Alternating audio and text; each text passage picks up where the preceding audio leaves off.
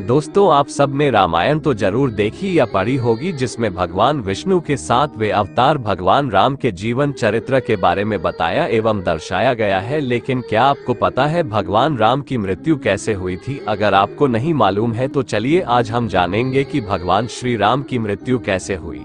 तो दोस्तों, मैं रवि कुमार एक बार फिर आपका स्वागत करता हूं मेरे YouTube चैनल पर। अगर आप भी भगवान श्री रामचंद्र जी और देवों के देव महादेव के सच्चे भक्त हैं, आप मेरे YouTube चैनल को जरूर सब्सक्राइब करें।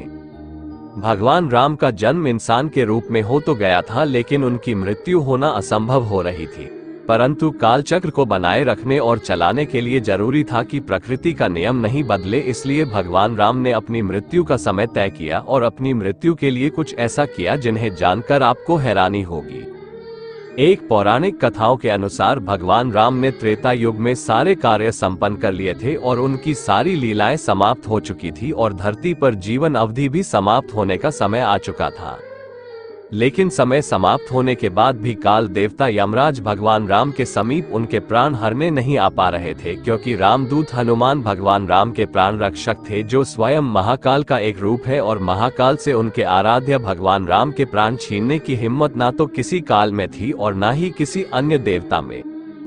इसलिए काल चक्र और समय चक्र को आगे बढ़ाने के लिए भगवान राम की मृत्यु होना जरूरी भी थी। ऐसे में भगवान राम ने एक उपाय निकाला और अपनी एक अंगूठी महल के किसी छेद में गिराकर हनुमान जी को उस अंगूठी को खोजने के लिए पाताल लोक में भेज दिया गया।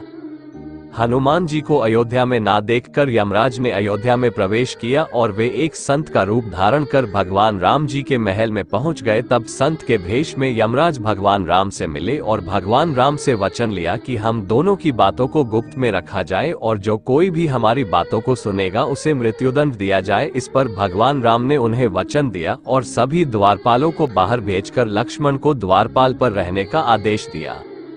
उसके बाद उस संत ने अपना असली रूप दिखाया और भगवान राम को बोले, हे प्रभु, मैं आप ही का सेवक हूँ और आपने ही मुझे ये कर्म दिया है कि इस संसार से समस्त जीव जंतु एवं प्राणियों का प्राण हरना, और यह मेरा धर्म भी है। और मैं भगवान शिव और ब्रह्मा की आज्ञा से आपसे ये कहने आया हूँ कि आपने जो अपना समय इस पृथ्वी लोक पर निश्चित किया था वह समय पूर्ण हो चुका है और अब आपको अपने धाम लौट जाना चाहिए। इससे सभी देवी देवताओं आपको विष्णु स्वरूप में देखकर उनमें उत्साह की लहर आ जाएगी। फिर यमराज बोले कि हे प्रभु, आपको कुछ और समय इस पृथ्वी लोक पर बिताना है तो आप रह सकते हैं।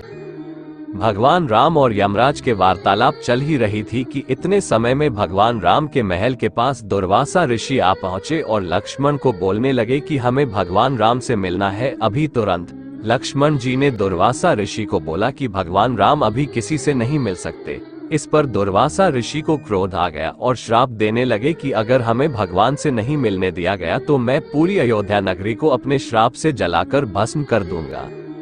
इस पर लक्ष्मण जी उनके श्राप के भय से सोचने लगे कि अगर मैं इन्हें प्रभु राम जी के महल में जाने दे दूं तो सिर्फ मुझे ही मृत्युदंड मिलेगा, लेकिन अयोध्या नगरी तो बच जाएगी। इस पर विचार करने पर लक्ष्मण जी ने दुर्वासा ऋषि को प्रभु श्री राम जी के महल में जाने दे दिया।